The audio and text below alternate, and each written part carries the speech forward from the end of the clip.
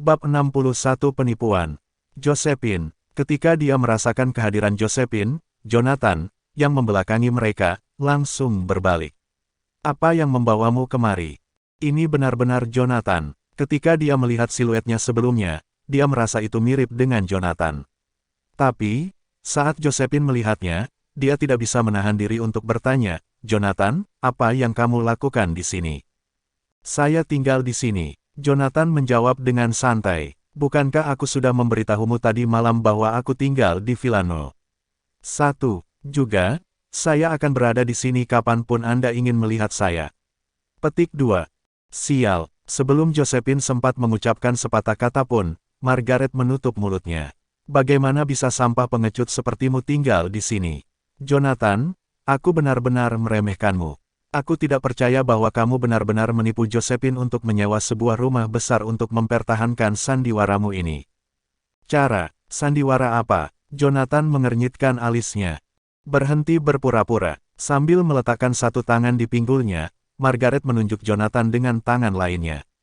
Dia merengut, "Jonathan, aku tidak menyangka kamu begitu pandai berakting. Mengapa Anda tidak menjadi aktor profesional saja? Siapa tahu, Anda bahkan mungkin memenangkan penghargaan untuk pemeran utama pria terbaik." Petik 2. Margaret mengeluarkan omelan. Bukan masalah besar jika dia tidak mampu tinggal di Edenic High. Sebaliknya, dia menipu Josephine untuk menyewa rumah besar di sini sehingga dia bisa memberi makan egonya. Dia benar-benar bajingan. "Josephine, ada apa?" Mengabaikan Margaret, Jonathan melihat ke arah Josephine. "Bu, kenapa kita tidak membicarakan ini saat kita di rumah saja?" Josephine tidak bisa mentolerir ibunya memarahi Jonathan di Edenic High. Oleh karena itu, dia meraih lengan bajunya dan menyeretnya keluar.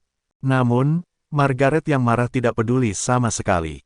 Sambil menjabat tangannya dengan kuat, dia berjuang bebas dari cengkeraman Josephine. "Apalagi yang harus dibicarakan dengan bajingan ini? Jonathan, aku peringatkan kamu bahwa kamu sebaiknya mengembalikan semua uang yang Josephine habiskan untuk menyewa mansion. Atau yang lain, aku akan mengulitimu hidup-hidup." Petik 2. Josephine, kamu menyewa sebuah rumah besar di Edenic High. Jonathan memandang Josephine dengan bingung. Mengapa dia melakukan itu? Josephine mengangguk. "Setelah kamu pergi kemarin, aku tidak bisa menemukanmu." Diliputi rasa frustrasi, "Saya memberitahu ibu saya bahwa Anda menginap di villa nomor 1 di Edenic High." Pada akhirnya, dia bersikeras datang untuk melihat apakah itu benar. Dibiarkan tanpa pilihan, saya menyewa sebuah rumah besar untuk menipu dia. Namun, ini tidak ada hubungannya denganmu. Saya yang menyewanya, dan uang yang dikeluarkan adalah milik saya sendiri. Kamu gadis bodoh. Mengapa Anda masih membelanya dalam keadaan seperti itu? Margaret sangat marah ketika dia melihat putrinya mencuci tangan Jonathan dari masalah ini. Sewa seminggu di sini harus menelan biaya setidaknya beberapa ratus ribu. Namun, Josephine mengklaim itu bukan salahnya. "Aku tidak melindunginya. Masalah ini tidak ada hubungannya dengan dia, sungguh."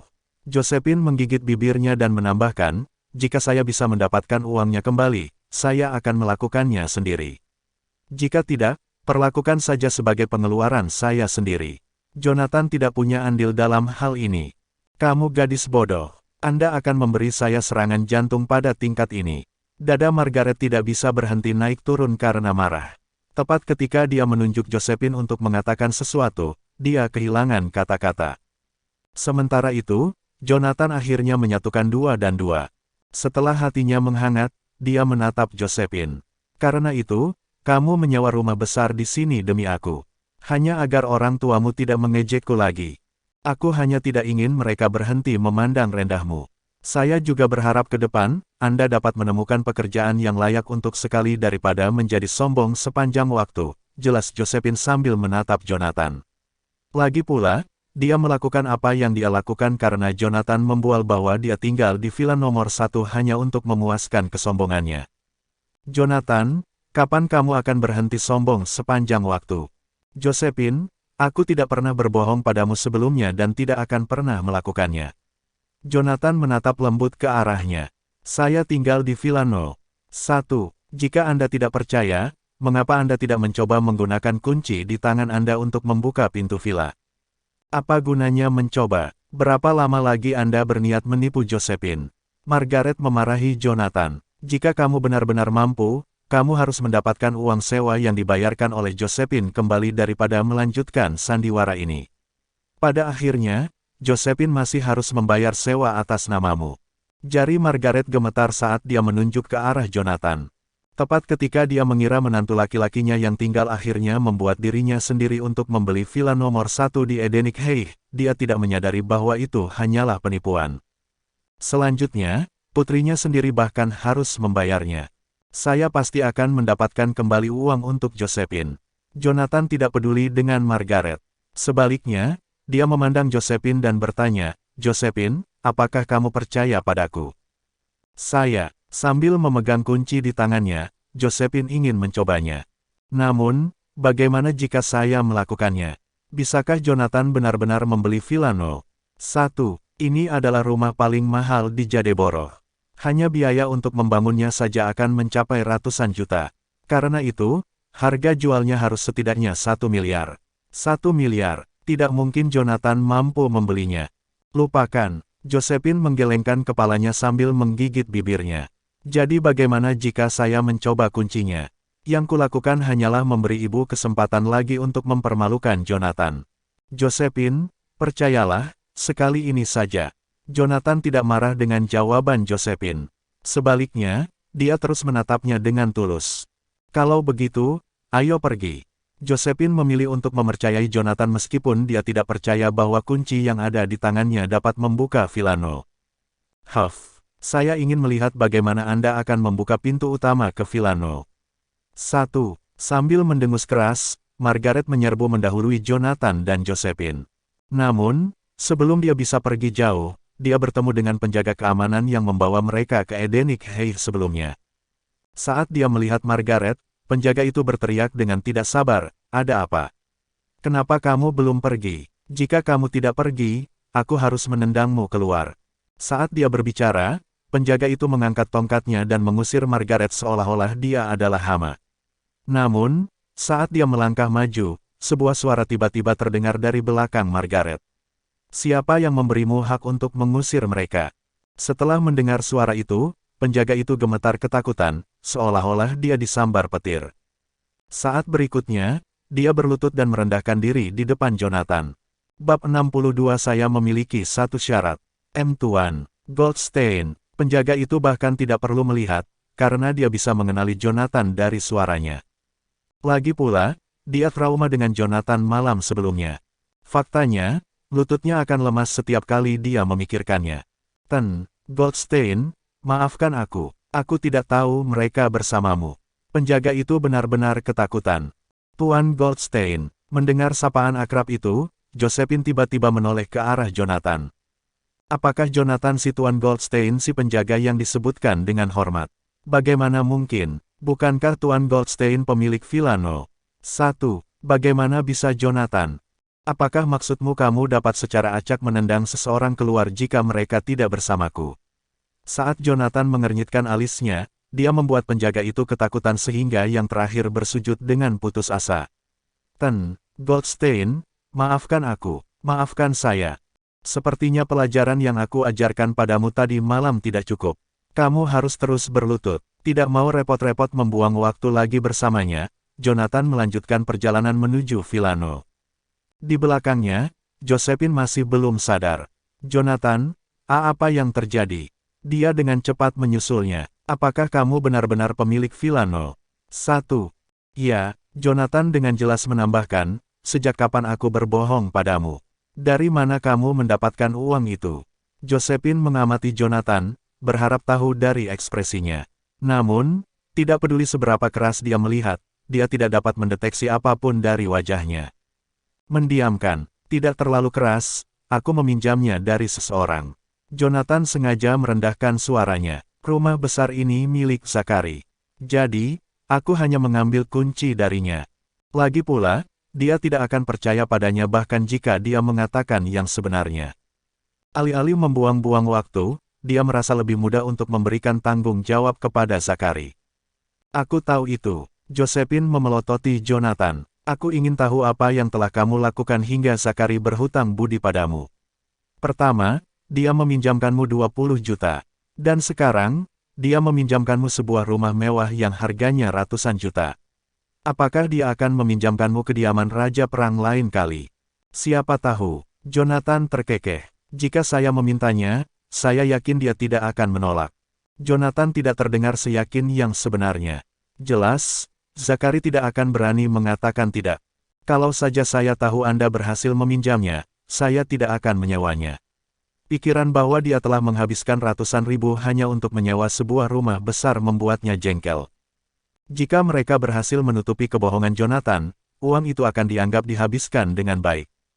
Namun, masalahnya adalah kebohongan mereka akan terungkap pada hari mereka tidak tinggal di mansion. Oleh karena itu, beberapa ratus ribu telah dihabiskan dengan sia-sia. Aku akan membantumu mendapatkan uangmu kembali. Tepat saat dia berbicara, mereka tiba di Villa No. Taman di depan mansion dipenuhi dengan bunga-bunga yang bermekaran. Di antaranya ada beberapa bukit palsu dan ornamen air yang menjadi bagian dari desain lanskap. Hanya taman di depan mansion saja yang luasnya lebih dari 100 meter persegi. Bahkan, itu bahkan lebih besar dari kediaman Smith. J. Jonathan, apakah kamu benar-benar membeli rumah besar ini? Meski begitu, Margaret masih menolak untuk mempercayainya. Bagaimanapun, Villa nomor 1 adalah rumah paling mahal di Jadeborough. Jika itu di masa lalu, dia bahkan tidak akan berani melihatnya ketika dia lewat. Tapi pada hari itu, dia telah memasuki Taman No. 1 Villa. Jonathan mengangguk sebelum melihat ke arah Josephine. Josephine, buka pintunya. Josephine menatap Jonathan dengan bingung. Bukankah kuncinya ada di tanganmu? Jonathan menjawab sambil tersenyum. Setelah ragu-ragu sebentar, Josephine dengan lembut memasukkan kuncinya. Mendengar bunyi klik, pintu mansion tiba-tiba terbuka. Ayo, aku akan mengajakmu berkeliling. Jonathan memimpin Josephine masuk. Setelah melewati taman, mereka disambut oleh ruang tamu dengan pemandangan yang tidak terhalang. Dengan aula yang dikelilingi oleh bunga dan tanaman hijau, itu terlihat sangat mewah. Saat mereka masuk, kolam renang tanpa batas di halaman belakang menarik perhatian mereka. Juga, ada jembatan mini panjang di belakang. Di bawahnya, ada beberapa ikan yang meniup gelembung di air. Terbukti, mansion itu adalah lambang kemewahan yang ekstrim. Bahkan Josephine tidak bisa menahan diri untuk tidak menutup mulutnya begitu dia masuk. Adapun Margaret, yang datang dari belakang, dia tidak bisa menahan diri untuk berseru, "Ya Tuhan! Bukankah ini sangat mewah? Saya telah melihat kolam seperti itu di ponsel saya sebelumnya. Saya mendengar bahwa hanya hotel bintang 5 yang memiliki kolam renang tanpa batas dan banyak selebritas suka berenang di dalamnya. Oh, lukisan itu. Saya pernah melihatnya di ponsel saya sebelumnya. Saya mendengar bahwa itu bernilai lebih dari 1 juta. Juga, seperti anak desa yang baru pertama kali tiba di kota, Margaret penasaran dengan segala hal. Dari saat dia masuk, dia terus mengambil foto dari semua yang dia lihat. Apakah kamu menyukainya? Sayang, Jonathan memandang Josephine dan berkata, jika Anda melakukannya, Anda harus tetap bersama saya di sini untuk seterusnya. Hah, Josephine tersentak. Setelah itu, dia dengan cepat menggelengkan kepalanya. Saya lebih baik tidak, karena rumah ini dipinjam. Dengan begitu banyak harta tak ternilai di dalam sini, bagaimana jika kita merusak sesuatu? Bisakah Anda membayar untuk mereka? Josephine berbisik agar Margaret tidak mendengarnya. Tidak masalah jika kita melanggarnya, jawab Jonathan sambil tersenyum. Jika kamu suka di sini, kamu akan menjadi nyonya rumah di masa depan. Tidak, lebih baik kau segera mengembalikannya ke Zakari. Josephine menggelengkan kepalanya lagi. Mengingat bahwa dia bukan wanita materialistis, dia tidak akan melemparkan dirinya pada pria hanya untuk uang mereka. Meskipun dia miskin, dia tetap menjaga martabatnya. Sementara itu, Margaret telah selesai mengambil foto mansion dan bahkan membagikannya di obrolan grupnya. Mendekati Josephine, dia menatap Jonathan dengan curiga. Jonathan, aku tidak percaya kamu akhirnya membuat sesuatu dari dirimu sendiri. Mengingat betapa mahalnya rumah itu, dapatkah Anda benar-benar membelinya? Apakah Anda bersekongkol dengan penjaga dalam upaya untuk menipu kami? Mengapa saya harus repot-repot melakukan itu? Jonathan menatapnya dengan pandangan acuh tak acuh. Jika bukan karena Josephine, dia akan langsung mengabaikannya. Apa yang kamu coba katakan? Margaret mendengus dengan tangan di pinggul. Apakah kamu lupa tempatmu hanya karena kamu membeli rumah besar? Jika saya tidak merawat Anda selama setahun yang lalu, Anda akan mati kelaparan di jalanan. Sekarang setelah Anda melakukannya dengan baik untuk diri sendiri, beraninya Anda berbicara kepada saya dengan sikap itu. Mama, ekspresi Josephine berubah muram saat dia mendengar ibunya mengancam Jonathan dengan masa lalunya lagi. Ketika dia berbalik untuk memelototi Margaret, yang terakhir bertindak seolah-olah dia tidak menyadarinya. Mengingat kamu telah memperlakukan Josephine dengan baik, aku tidak akan menyeretmu melalui lumpur ke depan. Namun, saya punya satu syarat. Aku akan pindah bersama Josephine. Bab 63. Apakah Anda bercanda saya? Ternyata, Margaret berencana pindah ke villa nomor 1 bersama putrinya. Sayangnya, saat dia berbicara, Josephine langsung menolaknya. Tidak, tidak, ekspresi Margaret berubah drastis. Kenapa tidak? Saat dia melangkah ke villa nomor 1, dia telah memutuskan untuk tinggal di sana selama sisa hidupnya. Dibandingkan dengan mansion, rumahnya saat ini tidak berbeda dengan perkampungan kumuh. Tidak berarti tidak, tegas Josephine. Baik Anda maupun saya tidak akan pindah ke sini. Kamu gadis, apakah kamu mencoba membuatku gugup? Margaret hampir meledakkan bejana ketika dia mendengar penolakan Josephine. Connor, apakah Anda mendengar omong kosong yang dimuntahkan putri Anda? Apakah dia tahu tempat apa ini? Ini adalah villa nomor 1 di Edenic Heights. Apakah dia sadar bahwa adalah impian utama setiap gadis untuk pindah ke sini? Namun, dia menolak kesempatan ketika akhirnya diberi kesempatan. Karena Josephine tidak menyukai tempat ini, tidak ada gunanya tinggal. Lagi pula, bukankah itu sama di mana-mana? Connor bergumam. Baginya, dia terus-menerus menerima hinaan sepanjang hidupnya. Oleh karena itu, tidak masalah di mana dia tinggal. Bagaimanapun, dia masih harus menderita penghinaan karena diintimidasi. Sial, Margaret mengutuk saat dia mendengar jawaban Connor. Bagaimana bisa tinggal di tempat menyebalkan itu sama dengan tinggal di villa No. 1. Apakah Anda tahu orang macam apa yang tinggal di Edenic Heights? Hanya orang yang sangat kaya. Bahkan, kita bahkan mungkin bertemu dengan orang terkaya di Jadeborough dalam perjalanan ke toko bahan makanan. Adalah satu hal bagi Anda untuk tidak mencapai apapun, tetapi apakah Anda juga ingin Josephine mengalami nasib yang sama seperti Anda? Connor terdiam setelah dicaci maki oleh Margaret. Ketika Josephine melihat bahwa orang tuanya akan bertengkar, dia hanya bisa mengerutkan alisnya. Cukup, berhenti berdebat. Tidak peduli apa, aku tidak akan pindah ke sini. Anda dapat melakukannya sendiri di sini jika Anda mau. Mengingat villa nomor 1 dipinjamkan ke Jonathan, saya rasa tidak mungkin baginya untuk meminjamnya selama sisa hidupnya, bukan? Apa yang kamu coba katakan? Akan terlihat buruk jika aku pindah tanpamu, ejek Margaret sebelum melihat ke arah Jonathan. Jonathan, tidakkah kamu akan mengatakan sesuatu? Apakah Anda setuju bahwa Josephine dan saya harus pindah? Saya tidak punya masalah dengan itu selama Josephine setuju, gurau Jonathan. Lagi pula, dia membeli rumah besar untuknya, dan itu bukan masalah besar baginya. Dibandingkan dengan kediaman resminya yang terbentang di atas tanah seluas 10.000 meter persegi, villa nomor 1 dianggap tidak penting. Jonathan, Josephine menghentakkan kakinya begitu mendengar jawaban Jonathan. Apakah dia tidak menyadari bagaimana rumah itu muncul? Bagaimana jika ibu menolak untuk pindah? Bagaimana kita akan menjelaskannya pada Zachary? Josephine, aku merasa ibumu benar. Karena kamu bisa tinggal di villa No. 1, mengapa kamu masih ingin kembali ke kediaman Smith? Jonathan mengangkat tangannya dan dengan lembut memutar-mutar rambut Josephine. Sebelumnya, saya tidak cukup mampu untuk menyediakan rumah bagi Anda. Sekarang setelah saya kembali, saya mampu memberikan apapun yang Anda inginkan. Bahkan jika Anda menginginkan segalanya di bawah matahari, saya akan memberikan semuanya kepada Anda. Bagaimana sebuah rumah besar bahkan bisa dibandingkan dengan seberapa penting dirimu? Jonathan tahu Josephine khawatir mereka harus mengembalikan mansion itu ke Zachary kapan saja. Namun, itu tidak akan pernah terjadi karena pemilik sah mansion itu adalah Josephine. Hanya saja dia tidak memberitahunya tentang hal itu. Bagaimana jika Zachary? Josephine menatap Jonathan dengan rasa ingin tahu. Dia tidak ragu untuk pindah dari kediaman Smith.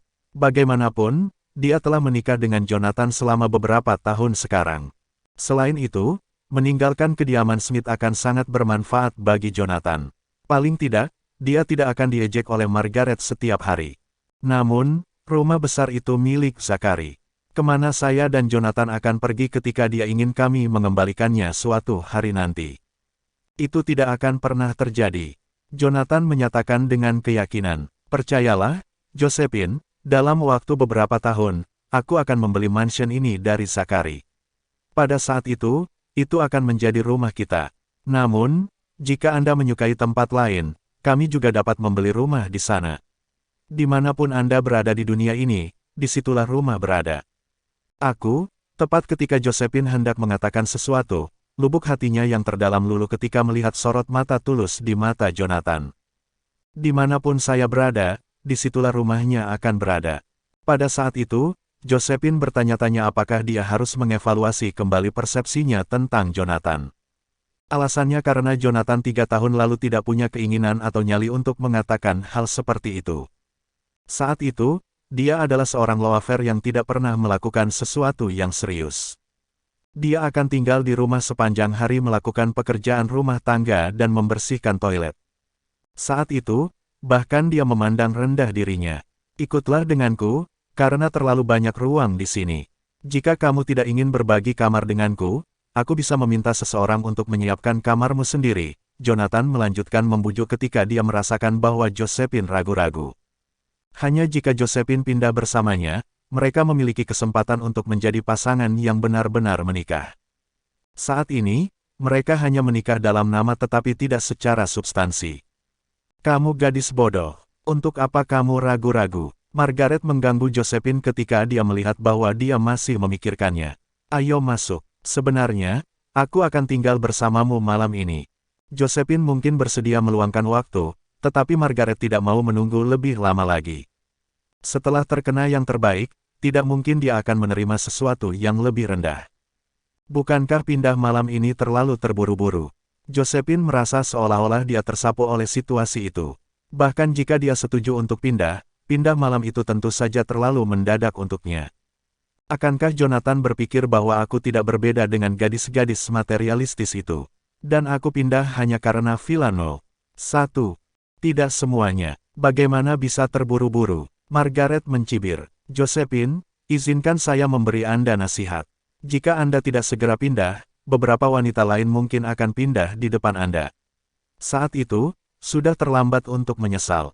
Sebagai orang yang materialistis, Margaret sadar bahwa villa nomor 1 akan menjadi magnet cewek bagi Jonathan. Malam ini pindah saja, saya akan meminta seseorang menyiapkan kamar Anda segera. Sejak Josephine pindah, Jonathan tidak keberatan keluarganya bergabung dengannya. Itu hanya masalah menyiapkan beberapa kamar dan kursi makan lagi. Tepat ketika Josephine hendak mengatakan sesuatu, Margaret memotongnya, untuk apa kamu melamun? Ayo cepat pulang dan segera berkemas. Bab 64 skema saat dia berbicara, Margaret menyeret Josephine keluar dari rumah, tidak memberinya kesempatan untuk menolak. Gadis bodoh, apakah Anda menyadari bahwa Anda hampir menyerahkan No. 1 villa kepada gadis lain di atas piring perak? Saat mereka pergi, Margaret mengetuk buku jarinya dengan marah di kepala Josephine. Dia hampir meledakkan sebuah kapal. Biarkan saja mereka masuk. Apa hebatnya aku tidak tinggal di sana? Josephine tidak terganggu oleh itu. Josephine, Anda sudah berusia 20-an. Bisakah kamu berhenti bersikap kekanak-kanakan? Margaret menatap Josephine dengan tatapan kecewa. Ketika Jonathan dulunya adalah sampah yang pengecut, tidak ada gadis yang akan menyukainya. Tapi sekarang dia tinggal di villa nomor 1, akan ada banyak gadis yang ingin tidur di ranjangnya. Jika Anda tidak mengambil kesempatan Anda, orang lain akan melakukannya. Biarkan mereka memilikinya. Josephine menjawab dengan acuh tak acuh. Meskipun kesannya tentang Jonathan telah meningkat, dia belum mencapai tahap di mana dia tidak bisa melakukannya tanpa dia. Tidak mungkin kami akan membiarkan beberapa gadis lain mengambil bagian dari rumahmu, ejek Margaret saat kilatan licik melintas di matanya.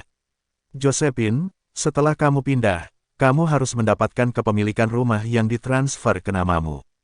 Untuk apa? Josephine mengerutkan alisnya. Kamu benar-benar bodoh. Margaret memelototinya. Hanya dengan mencantumkan nama Anda di akta kepemilikan, Anda akan benar-benar menjadi nyonya rumah. Atau yang lain, apa yang terjadi jika Jonathan dirayu oleh seekor rubah betina dan menendangmu keluar? Tidak mungkin dia setuju dengan itu. Lagi pula, aku juga tidak akan melakukannya. Josephine langsung menolak ide Margaret. Tidak mungkin dia akan berpartisipasi dalam skema licik seperti itu.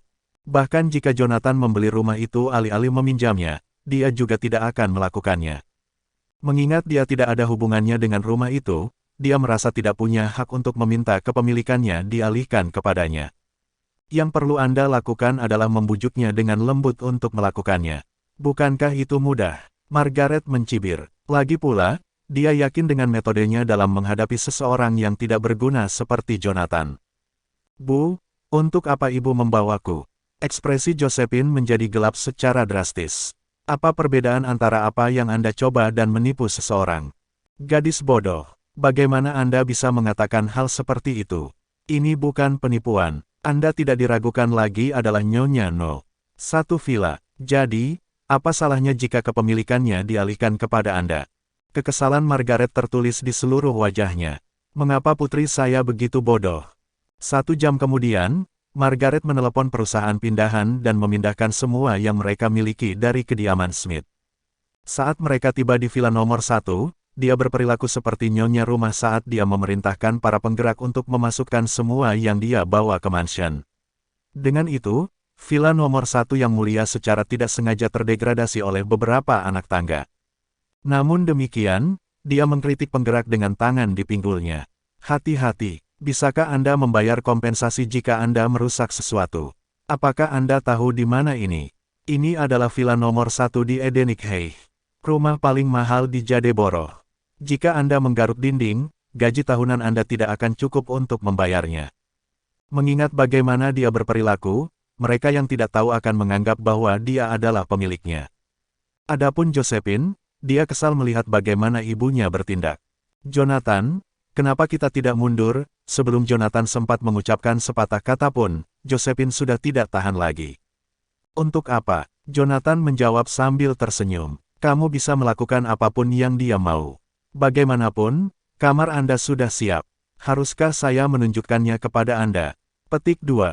Tidak, tidak apa-apa. Merasa canggung, Josephine menggelengkan kepalanya. Meski sudah menjadi istri resmi Jonathan, dia masih tidur di kamar terpisah meski sudah pindah ke rumahnya.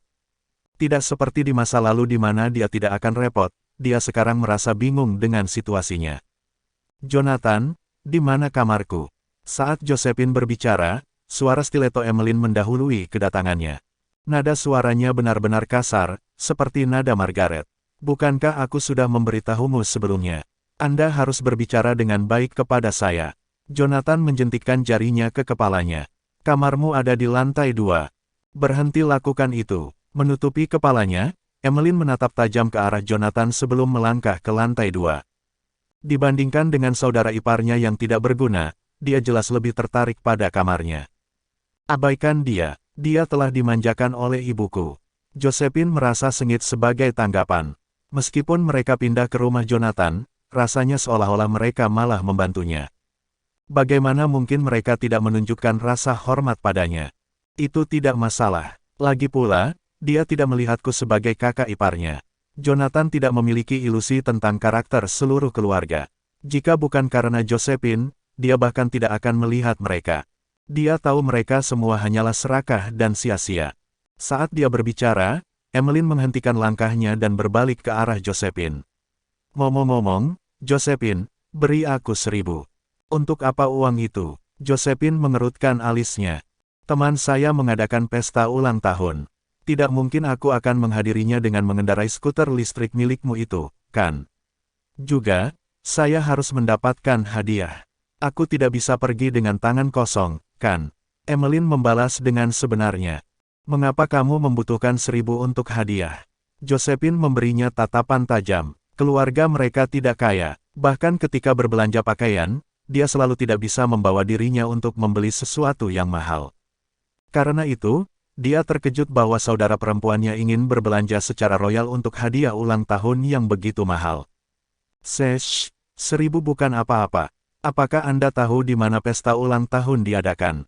Di Phoenix International Hotel, Hotel Bintang 5. Saya mendengar makanan santai di sana dengan mudah mencapai ribuan.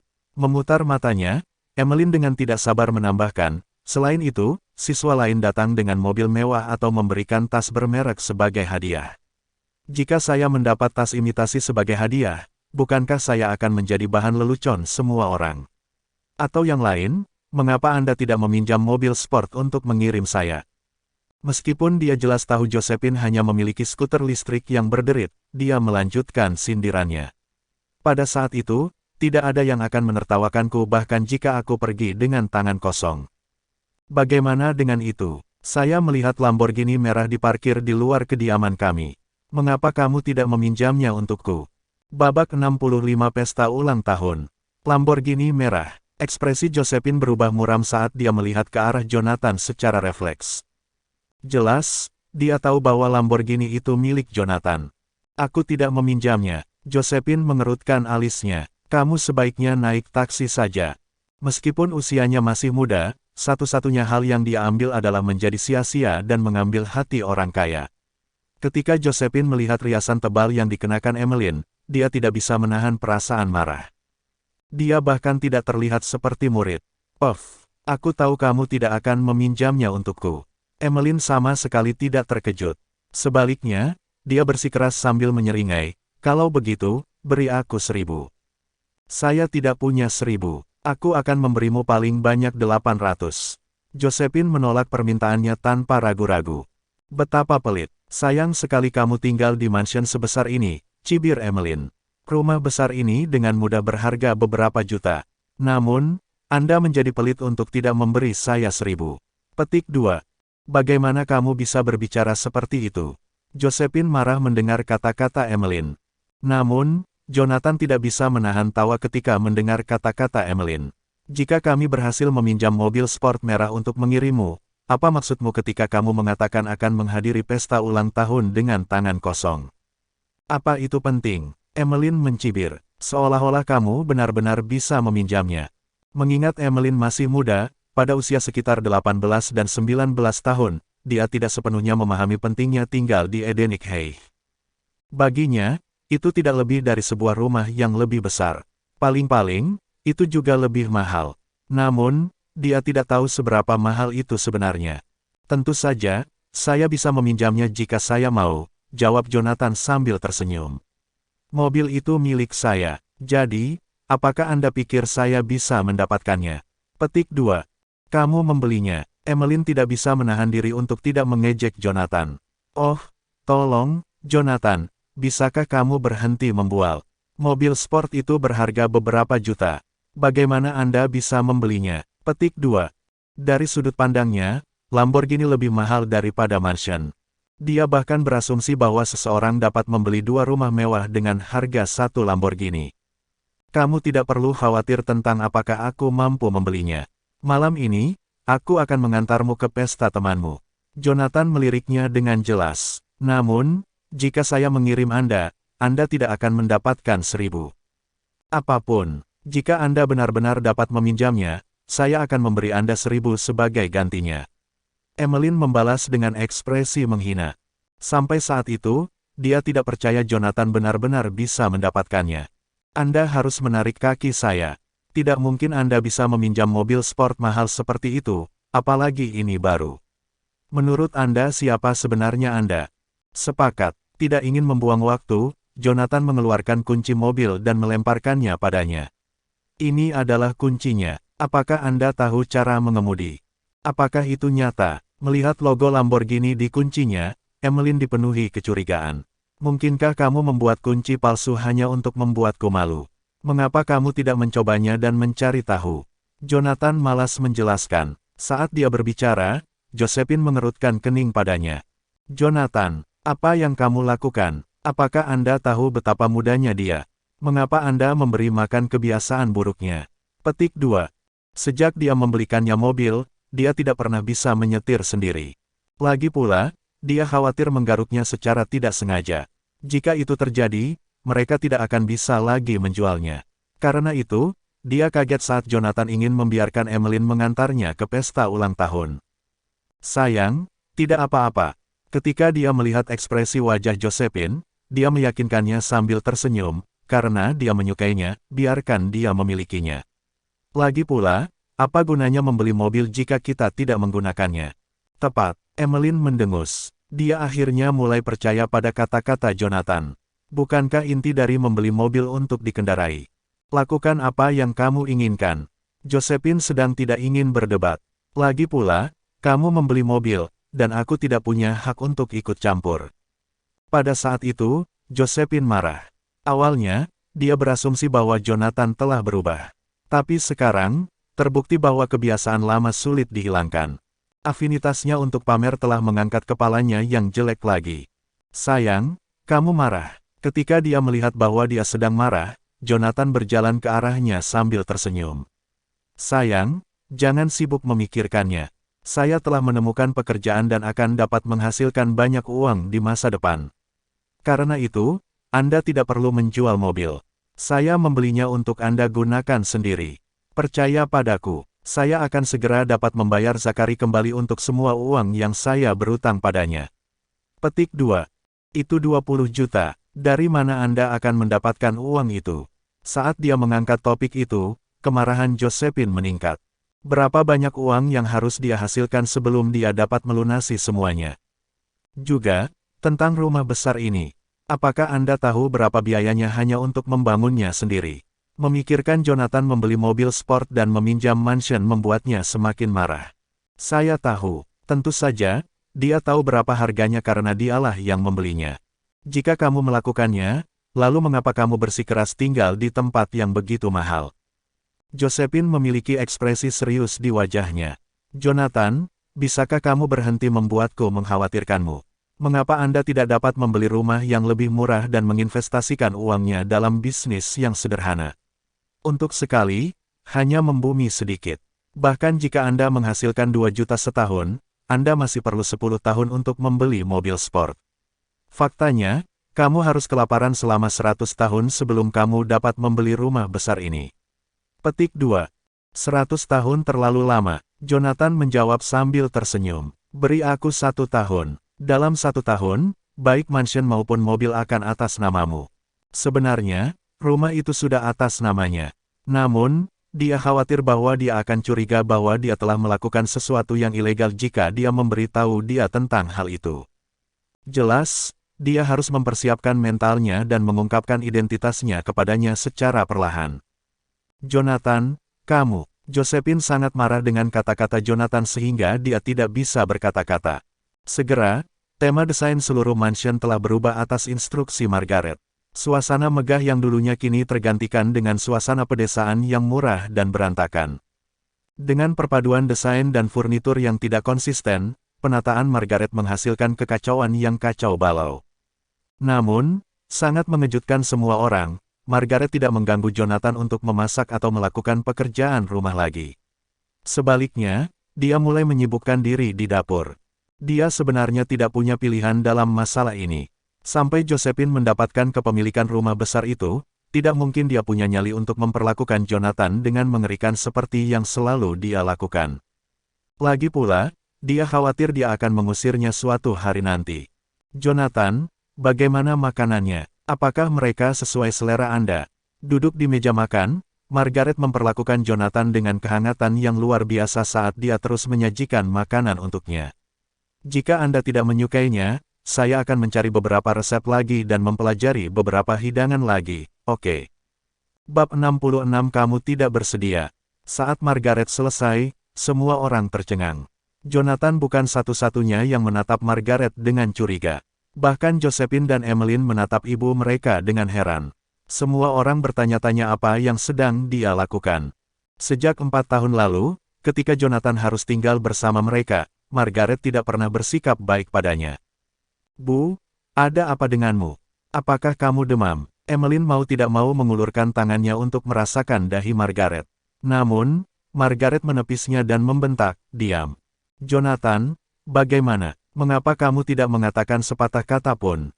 Margaret mengganggunya ketika yang didapatnya hanyalah kesunyian. Tidak buruk, jawab Jonathan datar.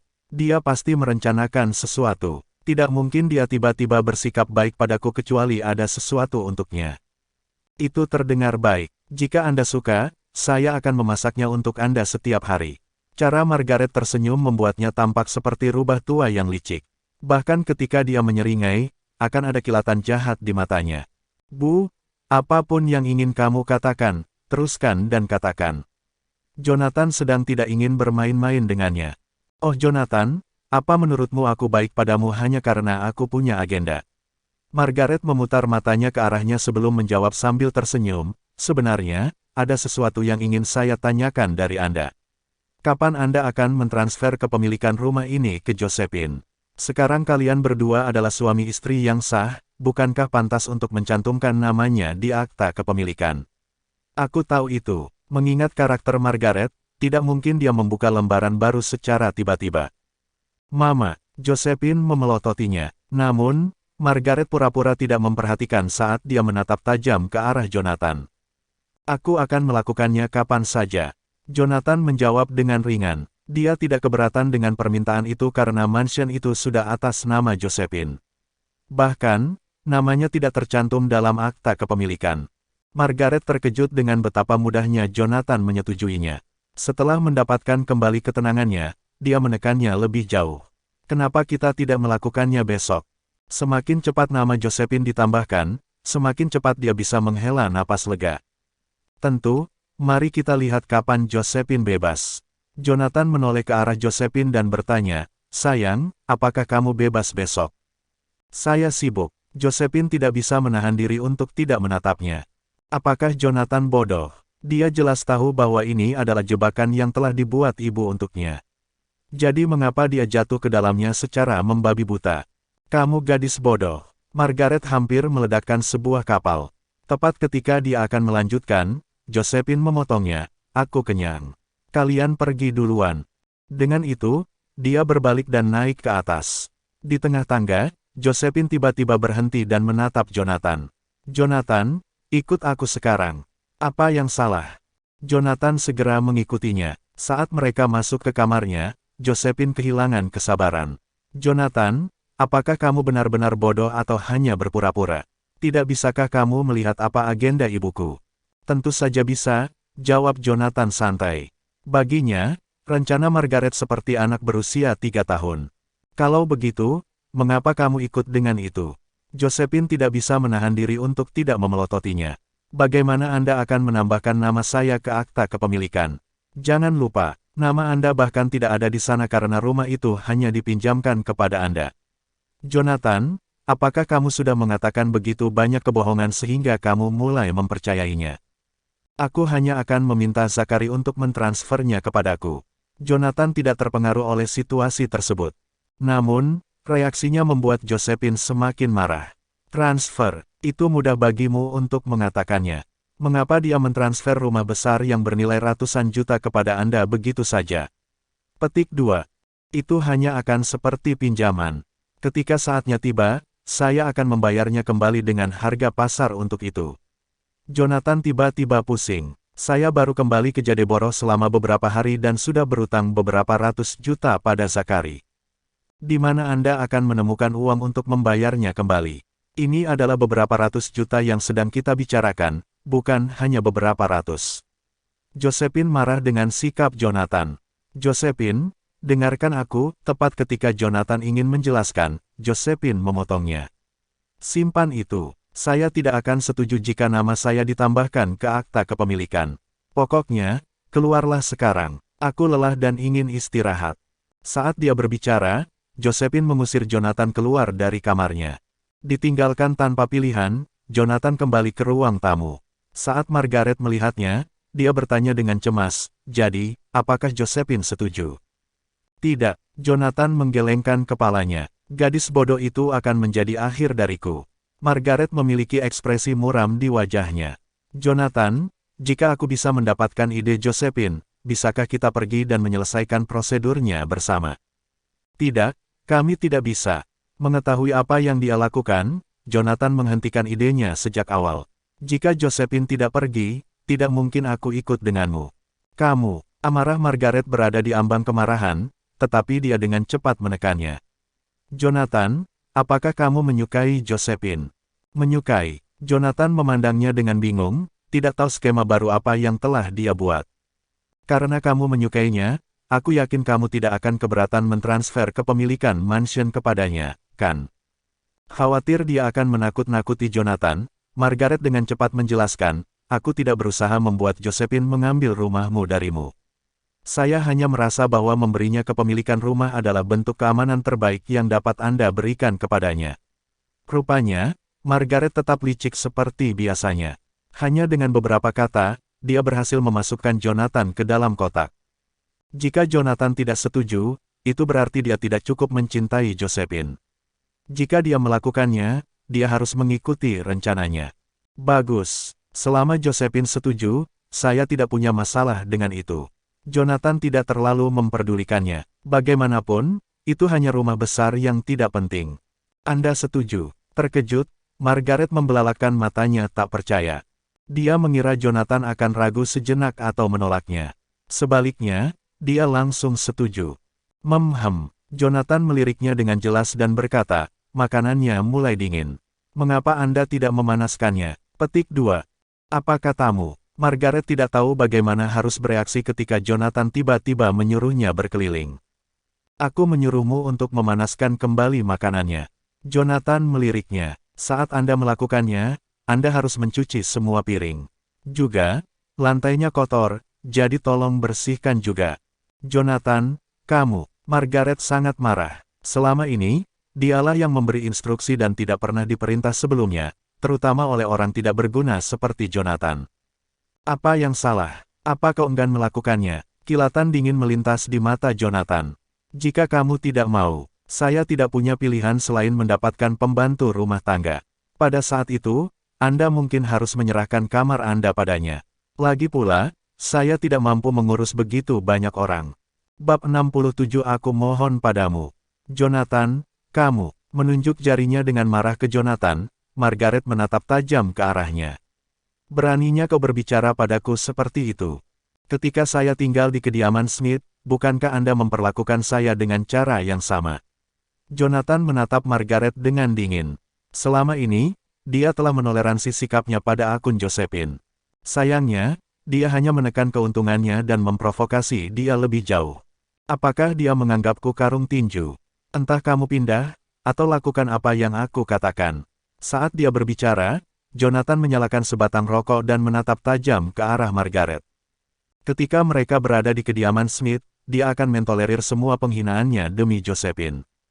Tapi sekarang setelah mereka pindah ke villa nomor 1, dia tidak akan mentolerir omong kosongnya. Baik, Jonathan, sekarang setelah kamu menjadi seseorang, beraninya kamu melakukan ini padaku. Ekspresi Margaret berubah drastis. Tidak peduli bagaimana kamu mencoba untuk menyingkirkanku, aku tidak akan pergi. Saya berani Anda untuk menendang saya keluar. Jika Anda melakukannya, saya akan membawa Josephine bersama saya. Mengingat bahwa Jonathan telah menekannya seperti itu, dia berusaha membalikkan keadaan dengan menggunakan Josephine untuk mengancamnya. Itu akan tergantung pada apakah dia ingin pergi bersamamu. Jonathan mencibir, jika kamu pergi bersamanya, dia tidak akan bisa memasukkan namanya ke dalam akta kepemilikan. Jonathan telah memukul Margaret di tempat yang paling menyakitkan. Lagi pula, tujuan sebenarnya adalah agar putrinya menjadi pemilik resmi mansion. Seperti yang diharapkan, ekspresi Margaret berubah drastis. Sambil menggertakkan giginya, dia membalas, "Bravo, Jonathan. Sepertinya saya telah meremehkan Anda. Mencuci piring dan membersihkan lantai bukanlah masalah besar. Baiklah, aku akan melakukannya. Beraninya bajingan pengecut sepertimu mengancamku. Ketika kepemilikan properti dialihkan ke Josephine, saya akan menjadi orang pertama yang menendang Anda keluar. Jangan lupa untuk membersihkan mangkuk toilet." Mematikan rokoknya, Jonathan melihat ke arah Emmeline. Apakah pesta ulang tahun akan segera dimulai? Ya, ini akan segera dimulai. Emmeline melihat jam tangannya. Masih ada setengah jam lagi. Ayo, aku akan mengirimmu. Jonathan bangkit dengan sikap acuh tak acuh. Saat dia mendengar Jonathan menawarkan untuk mengirimnya, Emmeline mengikutinya keluar tanpa sepatah kata pun, seolah-olah ibunya yang mengamuk di belakangnya tidak terlihat. Gadis bodoh. Melihat Emmeline mengikuti di belakang Jonathan seperti anak anjing yang setia, Margaret berteriak sekuat tenaga, kembalilah ke sini. Namun, Emmeline mengabaikan tangisannya dan pura-pura tidak mendengar. Ketak, saat kunci ditekan, lampu mobil menerangi seluruh mansion. Masuk, ketika Jonathan menekan tombol start, mesin menyala dengan suara gemuruh. Lamborghini langsung meraung hidup. Jonathan, apakah kamu benar-benar membeli mobil ini? Setelah masuk, Emmeline tidak bisa berhenti mengagumi setiap sudut mobil. Sebelumnya, dia hanya melihat mobil itu di film atau ketika teman-temannya yang kaya mengendarainya. Karenanya, dia tidak pernah memiliki kesempatan bahkan untuk menyentuhnya sebelumnya. Duduk di dalam Lamborghini, semuanya terasa tidak nyata baginya. Apakah itu benar-benar penting jika saya membelinya? Jonathan memberinya tatapan santai. Yang terpenting adalah kuncinya ada di tangan saya. Jonathan, aku tidak percaya betapa kamu telah berubah setelah tidak melihatmu selama beberapa tahun. Anda tidak hanya mampu membeli rumah mewah, Anda bahkan membeli mobil sport. Saat itu, mengapa kamu tidak begitu mampu? Emmeline menghela nafas saat dia membuat dirinya nyaman di kursi Lamborghini. Tidak ada yang akan memandang rendah dirinya lagi ketika dia tiba di pesta ulang tahun dengan Lamborghini. Saat itu, Jonathan menyeringai. Memikirkan bagaimana dia diperlakukan seperti sampah di kediaman Smith menyebabkan dia langsung menginjak pedal gas. Dengan raungan yang menggelegar, Lamborghini merah melaju ke depan, meninggalkan badai debu di belakangnya.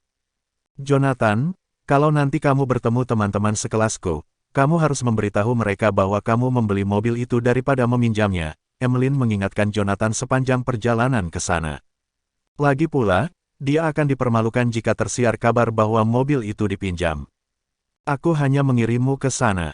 Aku tidak bermaksud menemanimu ke pesta ulang tahun, Jonathan menolak sarannya. Jika dia bukan saudara perempuan Josephine, dia bahkan tidak akan peduli. Lagi pula, dia memang mengejeknya sepanjang waktu di kediaman Smith. Itu tidak akan berhasil. Emmeline menjadi putus asa. Jika kamu pergi, siapa yang akan menjemputku nanti? Naik taksi, bentak Jonathan. Bukankah kakakmu memberimu uang? Tidak, kamu harus pergi denganku. Emmeline tidak meninggalkan ruang bagi Jonathan untuk berdiskusi. Mempertimbangkan betapa sulitnya memiliki kesempatan untuk pamer kepada teman-temannya, tidak mungkin dia tidak akan memerasnya untuk apa nilainya. Saya tidak tertarik. Jonathan tegas dalam penolakannya. Bagaimanapun, pertemuan anak-anak tidak ada artinya baginya. Jonathan, jika kamu berani pergi, aku akan memberitahu Josephine tentang itu. Tak punya pilihan, Emmeline mengancam Jonathan. Namun, tidak mungkin Jonathan akan jatuh cinta padanya. Apapun, Jonathan menambahkan, jangan lupa bahwa adikmu keberatan aku mengirimmu ke sini. Anda, Emmeline bingung dengan bantahan Jonathan. Jonathan, tolong, aku mohon. Karena tidak punya pilihan lain, Emmeline setuju dan terpaksa memohon dengan enggan. 3 tahun lalu, Jonathan telah bekerja tanpa lelah di kediaman Smith untuk melayani keluarganya. Tapi 3 tahun kemudian, situasi berbalik dengan dia memohon pada Jonathan. Apa yang kamu panggil aku? Jonathan memberinya tatapan tajam. Jonathan, Emmeline tidak menangkap petunjuk Jonathan. Aku akan memberimu satu kesempatan lagi. Pikirkan baik-baik tentang bagaimana Anda seharusnya memanggil saya. Saat Jonathan menatap Emmeline, jawabannya muncul di benaknya. Dia segera berteriak, kakak iparku tersayang, Jonathan. Anda harus menunjukkan rasa hormat ketika berbicara kepada saya untuk bergerak maju. Apakah kamu mengerti? Jonathan menatap tajam ke arahnya. Saya mengerti. Emmeline menundukkan kepalanya sambil menggigit bibirnya. Setengah jam kemudian, Lamborghini merah berhenti di depan sebuah rumah mewah. Diparkir di depannya adalah deretan mobil sport mewah. Ada Porsche, Bentley, Ferrari, dan bahkan Maserati. Saat Lamborghini memekik berhenti, itu menarik perhatian semua orang. Ketika Emmeline membuka pintu dan melangkah keluar, semua orang tersentak kaget. Ini dia, apakah saya melihat sesuatu? Apakah itu benar-benar Emmeline? Bukankah dia biasanya mengendarai skuter listrik? Sejak kapan dia bepergian dengan mobil sport? Bab 68 kamu lagi. Kapan Emmeline membeli mobil sport? Apakah kamu yakin dia punya cukup uang untuk membelinya? Mungkin dia adalah salah satu pria yang mencoba memukulnya di bar. Hah? Apakah Anda menunjukkan itu nyata ketika orang lain menyebutkan dia bekerja sebagai pendamping di bar? Petik 2. Begitu Emmeline turun dari mobil, teman-temannya mulai membisikkan desas-desus yang mereka dengar tentang dia. Emmeline harus menanggung konsekuensi dari tindakannya karena tidak membawa dirinya dengan cara yang elegan di depan orang lain. Dia mengabaikan mereka dan mengatakan pada dirinya sendiri bahwa mereka hanya iri dengan penampilannya serta fakta bahwa dia baru saja keluar dari mobil sport. Bukankah ini Nona Smith? Apakah Anda sudah mendapatkan pacar lain? Di mana yang beberapa hari yang lalu? Petik 2.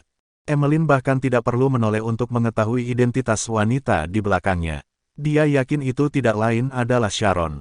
Bagaimanapun, Sharon adalah satu-satunya yang akan menyebarkan segala macam rumor tentang dirinya. Apakah itu urusanmu? Emmeline sama sekali tidak berminat untuk mengobrol dengan Sharon.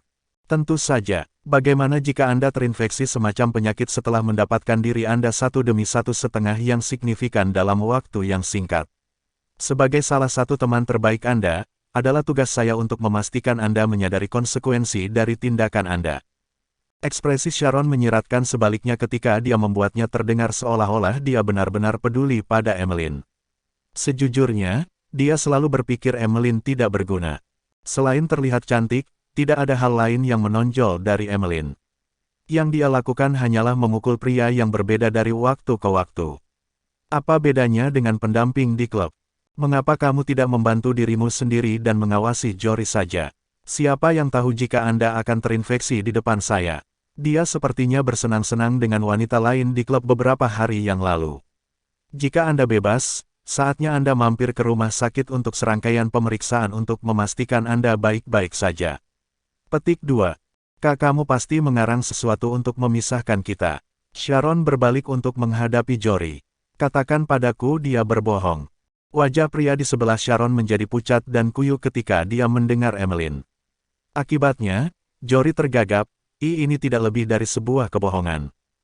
Haruskah saya tunjukkan video yang saya miliki bersama saya? Seseorang mengirimiku rekaman dia bersenang-senang dengannya. Ketika dia mendengar saran Emmeline, dia membawa Sharon pergi bersamanya sambil menjelaskan, sayang, dia hanya mengada-ada. Emmeline kemudian berkata kepada Jonathan, Sharon senang menyebarkan segala macam rumor tentang saya karena pria di sebelahnya dulu menyukai saya. Itu tidak masalah, ayo pergi.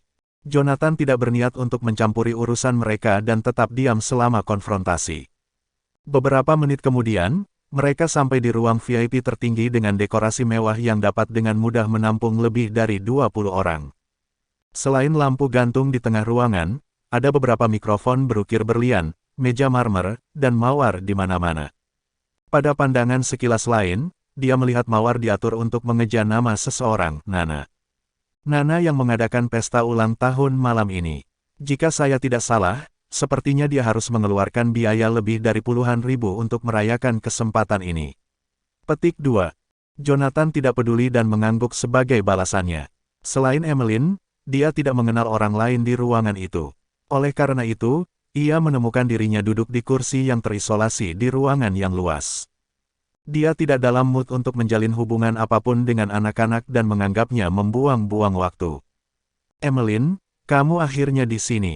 Tak lama setelah Jonathan duduk, seorang wanita dengan gaun putri putih mendekati mereka. Dia telah diberkati dengan fitur wajah yang layak. Sayangnya, dia berlebihan dengan riasan yang mencolok. Selamat ulang tahun, Nana. Begitu Nana mengambil hadiah yang dibawa Emmeline, dia mengintip Jonathan dan bertanya dengan suara pelan, apakah ini pacar barumu? Tidak, Emmeline menggelengkan kepalanya dengan wajah mengerut jijik, menunjukkan bahwa dia tidak akan pernah menjadikan dirinya pria yang tidak berguna. Dia tidak bisa melakukan hal lain selain menjaga kebersihan rumah. Jika bukan karena keluarga Smith, dia pasti sudah lama mati kelaparan. Oh, jika itu masalahnya, apakah dia mencoba membuat Anda menjalin hubungan dengannya? Nana terkekeh. Dia juga sadar Emmeline cukup populer di kalangan pria. Ya, kamu tidak jauh dari sasaran. Emmeline hanya menanggapi untuk mengakhiri topik, atau dia harus menghancurkan otaknya dengan menemukan sesuatu yang lain untuk menutupi identitas Jonathan. Apa maksudmu? Ketika Nana hendak mengatakan sesuatu, seorang pria mendekat dari jauh dan melingkarkan lengannya di sekelilingnya dengan mata tertuju pada Emmeline. Nana, apakah ini teman sekelasmu? Izinkan saya untuk memperkenalkan sahabat saya kepada Anda. Dia Emmeline Smith. Emmeline, ini pacarku. Dia Charles. Nana tersipu saat memperkenalkan temannya kepada pacarnya. Hai, Emeline, Nana selalu membicarakanmu. Dengan itu, saya cukup terkejut karena Anda jauh lebih cantik daripada yang dia katakan kepada saya. Charles memulai jabat tangan setelah pidatonya. Emeline membalas budi tanpa berpikir dua kali. Yang membuatnya cemas, dia merasakan pria itu menggelitik telapak tangannya sambil menggoyangkannya. Dia langsung menarik tangannya, sedangkan dia terus menggodanya saat pacarnya berada di pelukannya. Sambil menyeringai, dia bertanya, Nana memberitahuku bahwa kamu masih lajang, bukan? Haruskah saya memperkenalkan beberapa teman saya kepada Anda? Aku punya pacar. Emeline merasa jijik dengan kehadiran Charles. Dia kebetulan adalah tipe B asterisk star yang tidak setia yang paling dia benci. Lebih tepatnya, dia pikir Charles lebih buruk daripada Jonathan. Mana pacarmu? Mengapa Anda tidak memperkenalkannya kepada kami? Charles bertanya dengan sedih. Dia juga tidak repot-repot menyembunyikan kekecewaannya. Jonathan, menurutmu apa yang sedang kamu lakukan? Cepat dan datang ke sini. Emeline menaikkan volume suaranya dan memelototi Jonathan seolah-olah dia wajib mendengarkannya. Charles membungkuk dengan mata melebar saat dia melihat sekilas Jonathan. Itu kamu. Bab 69 Kekacauan Segera. Kedua pria itu mengingat saat mereka bertemu satu sama lain di dealer mobil. Bukankah ini pria yang dikira asisten penjualan sebagai saya tempo hari? Jonathan termenung. Apakah kalian saling mengenal? Emeline sedikit terkejut dengan tanggapan keduanya karena Jonathan tampaknya mengetahui identitas Charles saat pertama kali bertemu Charles secara langsung. Charles mencibir, tentu saja. Apakah dia tidak memberitahumu saat kita bertemu satu sama lain di dealer mobil Lamborghini? Tidak menyadari Charles sedang merencanakan sesuatu yang jahat dalam pikirannya, para peserta pesta ulang tahun tersentak mendengar kata-katanya dan mengira Jonathan adalah seseorang dari keluarga yang sama kayanya. Beberapa gadis bahkan berpikir untuk memulai percakapan dengan pria misterius itu. Charles, apakah dia yang muncul dengan skuter listrik? Nana berbalik dan bertanya kapan dia mengingat cerita yang dibagikan Charles dengannya beberapa hari yang lalu. Kau ingat itu, kan? Ya. Dialah yang muncul dengan skuter listrik dan akhirnya diusir dari toko oleh manajer. Emeline, apa kamu yakin ini pacarmu?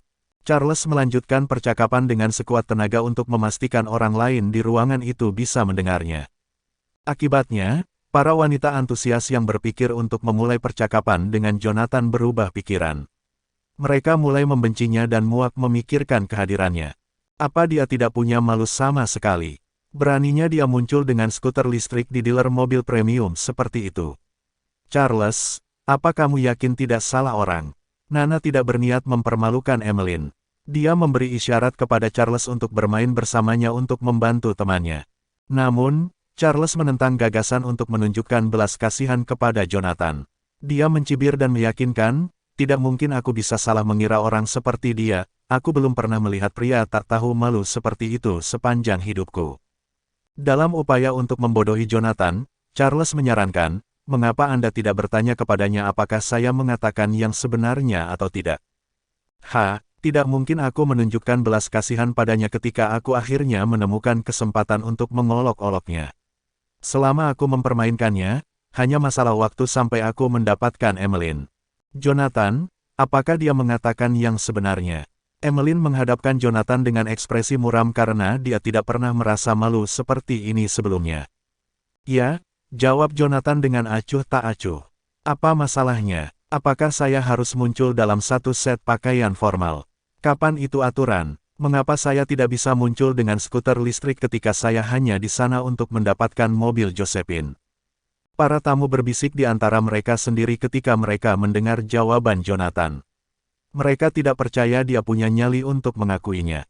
Hal yang sama terjadi pada Charles, dia pikir Jonathan akan membuat sesuatu untuk menghentikan orang lain mengolok-oloknya. Jika itu masalahnya, dia akan membicarakan hal lain untuk mempermalukan Jonathan, mempermalukannya sampai titik tidak bisa kembali. Yang mengejutkan semua orang, Jonathan bahkan tidak repot-repot membela diri setelah mengakui bahwa dialah yang dibicarakan Charles.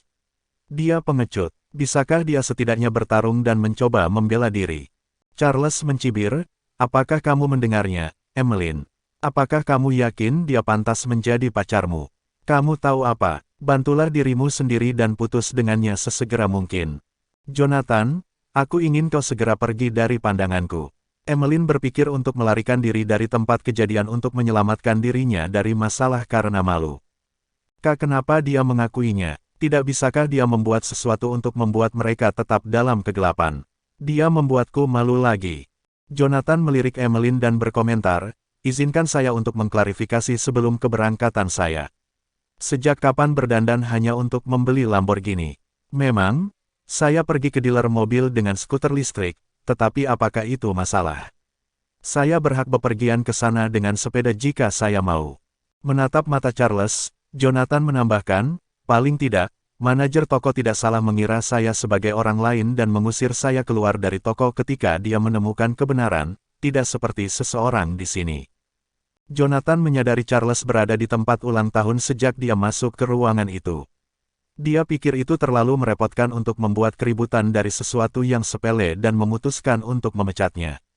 Pada akhirnya, Charles hanyalah sosok sepele yang tidak layak pada waktunya. Di sisi lain, Charles terus memilih Jonathan untuk memenuhi rasa bangganya. Apa yang kamu bicarakan? Siapa yang diusir? Apakah ini upaya untuk membesar-besarkan hal-hal untuk mengalihkan perhatian orang lain? Charles akhirnya tergagap ketika mendengar Jonathan. Dia takut Jonathan akan mengungkapkan kebenarannya. Apakah dia juga ada di sana ketika manajer dealer mobil mengusir saya keluar dari toko? Bukankah dia diusir dari ruang pamer sebelum aku? Bagaimana menurutmu? Jonathan bertanya sebagai jawaban atas pertanyaan Charles. Aku yakin kamu melebih-lebihkan sesuatu untuk mengalihkan perhatian orang lain. Charles bahkan tidak bisa melanjutkan percakapan tanpa terbata-bata. Jonathan menyarankan sambil mencibir, jika itu masalahnya, apakah kita akan meminta staf dealer mobil untuk memverifikasinya? Kita akan mendapatkan salah satu dari mereka untuk bergabung dengan kita dan melihat apakah aku melebih-lebihkan. Kamu. Charles tidak bisa tenang lagi ketika mendengar saran Jonathan untuk mengajak staf dealer mobil bergabung dengan mereka. Saat itulah Nana menimpali, baiklah, bisakah kalian semua membantuku dan memberiku istirahat daripada membuat keributan karena sesuatu yang sepele? Bergabunglah dengan saya untuk bersulang. Nana memulai bersulang dengan para tamu segera setelah dia menyelesaikan kalimatnya. Terlepas dari dendam yang dia miliki terhadap Jonathan, Charles bergabung dengan Nana untuk menghentikan Jonathan agar tidak mempermalukannya. Sementara itu, Jonathan tidak pernah menganggap serius Charles dan berpikir bahwa bertengkar dengannya adalah hal yang menyebalkan. Namun, itu tidak terjadi pada Charles, karena dia bertekad untuk membalas dendam. Begitu dia menghabiskan segelas anggurnya, dia menatap Jonathan dan bertanya, aku yakin kamu belum pernah minum sesuatu yang eksklusif seperti itu, ya? Anda bahkan tidak bisa mendapatkan ini kecuali Anda mengimpornya. Jika ini bukan salah satu yang terburuk, ini pasti segelas anggur terburuk yang pernah saya minum. Salah satu yang terburuk, apakah kamu bercanda? Jika sesuatu yang harganya beberapa ribu bahkan tidak bisa menyenangkan Anda, maukah berbagi jenis anggur yang paling Anda nikmati bersama kami? Mungkin beritahu kami merek anggurnya. Ketika semua orang mendengar Charles, mereka tidak bisa tidak bertanya-tanya apakah itu gertakan lain dari pria yang tampaknya sok itu. Saya biasanya tidak membuang waktu saya dengan sesuatu yang berumur kurang dari 1 abad. Bab 70 ada yang salah. Selama bertahun-tahun dia menjelajahi negara sebagai Asura yang maha kuasa, dia telah menemukan banyak sekali botol anggur berkualitas yang akan menelan biaya ratusan juta. Sebotol anggur senilai beberapa ribu adalah permainan anak-anak dibandingkan dengan itu. Datang lagi, apakah kalian mendengarnya? Dia bilang dia tidak benar-benar menghargai sesuatu yang berumur kurang dari 1 abad. Charles langsung tertawa terbahak-bahak. Dia memandang Jonathan seolah-olah pria di depannya tidak lebih dari orang bodoh. Halo. Anggur yang berumur 1 dekade akan berharga lebih dari ratusan ribu. Jika itu sesuatu yang berumur 1 abad, itu akan menelan biaya beberapa juta. Dia harus berhenti memikirkan sesuatu yang absurd seperti itu. Apakah dia kehilangan akal sehatnya? Aku hampir yakin dia belum pernah melihat sebotol anggur yang berusia setidaknya 1 abad. Apakah kamu menganggapnya serius ketika dia tidak lebih dari orang bodoh? Saya punya sebotol air yang umurnya hampir seabad. Mungkin aku akan membaginya dengannya. Rekan-rekan Nana mulai mengolok-olok Jonathan begitu mereka mendengar ucapannya yang terkesan arogan. Charles, yang bertekad untuk membalas dendam, bertanya dengan cara yang provokatif, saya belum pernah mencicipi sesuatu yang begitu indah. Bagaimana rasanya? Jonathan sama sekali tidak tersinggung. Dia melirik Charles dan menjawab, saya dapat dengan mudah mendapatkan sendiri hal-hal yang Anda anggap mewah dan hanya dapat dinikmati sesekali. Sekali lagi, para tamu tertawa terbahak-bahak ketika mendengar kata-katanya. Charles bertanya, kamu tidak hidup di dunia imajiner, kan? Kamu pikir kamu siapa? Asura atau Zakari yang Maha Kuasa, Raja Perang? Orang-orang di sebelah Charles mulai menarik kaki Emmeline. Di mana kamu menemukan orang bodoh ini? Dia bahkan tidak bisa melibatkan dirinya dalam percakapan yang pantas dengan orang lain. Maukah kami membantu Anda dan mengajarinya cara yang tepat untuk membawa dirinya dalam lingkungan sosial seperti itu? Cukup, ketika teman-teman Charles akan melakukan kekerasan, Nana, pembawa acara pesta ulang tahun, tidak tahan lagi. Dia berteriak, apakah kamu mencoba merusak hariku? Charles menunjukkan jari tengahnya kepada Jonathan dan memberi isyarat kepada teman-temannya untuk meninggalkan pria yang tampaknya tak berdaya itu sendirian. Faktanya, Nana memiliki ide yang sama dengan yang lain dan menganggap Jonathan hanyalah pria sok yang tidak mampu melakukan banyak hal. Awalnya, dia berpikir untuk membantu Emmeline, tetapi dia tidak tahan lagi. Dia menemukan Jonathan seorang pria tercela setiap kali dia mengingat kejadian yang dialami Charles dengannya. Dia tipe pria yang paling aku benci. Pria yang tidak mampu seperti dia perlu mengetahui tempat mereka dan berhenti menggertak ketika tidak ada yang luar biasa tentang mereka. Alih-alih memilih Jonathan, semua orang mulai terlibat dalam kegiatan yang berbeda selama acara yang menggembirakan itu. Selain mereka yang sedang minum dan bernyanyi, beberapa dari mereka sedang bersenang-senang di sudut gelap.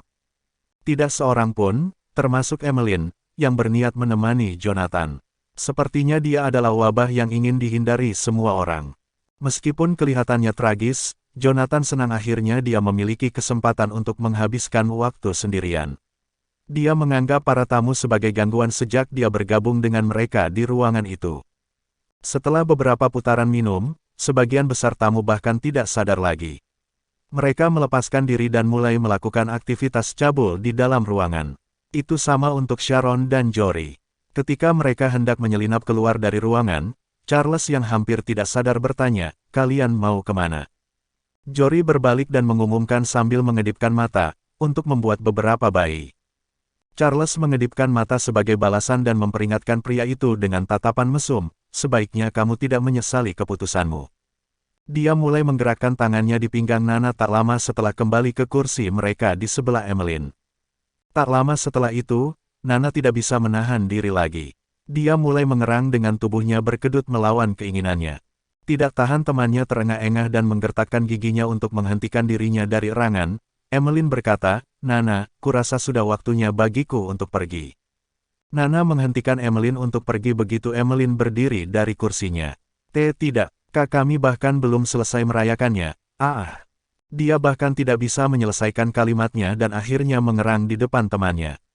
Selanjutnya, keadaan menjadi semakin canggung di dalam ruangan. Tak lama setelah Nana menyelesaikan kalimatnya, pacar Sharon menerobos masuk ke kamar dengan wajah memar. Di atas bekas tamparan di pipinya, darah terus mengalir dari hidungnya. Dia menyalakan semua lampu dan mengejutkan orang-orang yang terlibat dalam sesi cabul. Akibatnya, mereka merasakan anggota badan mereka menjadi kaku. Charles adalah salah satu dari sedikit orang pertama yang kembali sadar. Dia memelototi pria di pintu masuk begitu dia menjauh dari Nana. Wajahnya mengerut kesal saat melihat temannya dipukuli hingga babak belur. Jory, ada apa? Seseorang meninju wajahku. Jory menyeka darah dari wajahnya dan berteriak dengan tinju terkepal, aku tidak tahan lagi. Ikutlah bersamaku. Sudah waktunya untuk memberi pelajaran pada bastard itu. Begitu kata-katanya jatuh, para pemabuk siap untuk bergegas keluar dari ruangan bersama Jory. Apa-apaan? Siapa pria sombong yang Anda bicarakan ini? Kami akan membantumu. Charles menghentikan teman-temannya dengan cemberut. Tahan. Kemana kalian pergi ketika tidak ada dari kalian yang menyadari orang yang dibicarakan Jory? Di antara para pemabuk, Charles adalah satu-satunya yang berkepala dingin. Dia bertanya, Jory, siapa yang memukulmu? Ini berlemak. Ketika saya hendak bersenang-senang dengan Sharon, dia muncul dan menegur saya. Dia kembali dengan sekelompok pria setelah saya meluncurkan tendangan yang kuat untuk memberinya pelajaran. Tuan Goldberg, Anda harus membalaskan dendam saya. Tidak ada yang pernah memukuliku seperti itu. Charles menjadi ragu ketika mendengar Jory. Dia bertanya, apakah Anda tahu sesuatu tentang pria itu? Bersambung,